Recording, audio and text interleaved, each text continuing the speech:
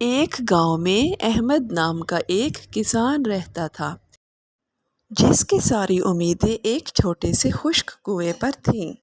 گاؤں کے لوگ اس کا مذاق اڑاتے، کہتے احمد پانی یہاں نہیں ہے، کنواں بیکار ہے، وقت ضائع مت کرو۔ مگر احمد نے ہمت نہیں ہاری، ہر دن وہ ایک ہی کام کرتا تھا، کنویں کو اور زیادہ گہرا کھودنا۔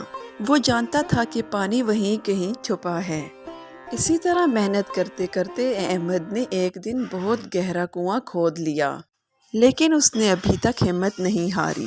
مہینوں کی محنت کے بعد ایک دن اس کا کدال ایک سخت چٹان سے ٹکرایا۔ اسے لگا کہ اب سب ختم ہو گیا، لیکن اس نے ایک اور زوردار وار کیا۔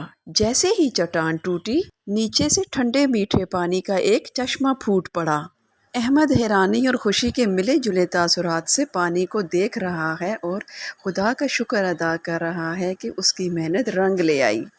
اور اب گاؤں کے وہی لوگ جو کل احمد کا مذاق اڑاتے تھے، آج وہی اس کے کنویں سے پانی بھر کر لے کے جاتے ہیں۔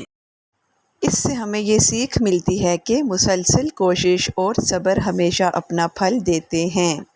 امید کرتی ہوں آپ کو آج کی کہانی اچھی لگی ہوگی۔ اگر کہانی اچھی لگی ہے تو ہمارے چینل کو سبسکرائب کر دیں تاکہ آپ کو مزید اچھی کہانیاں سننے کو ملیں۔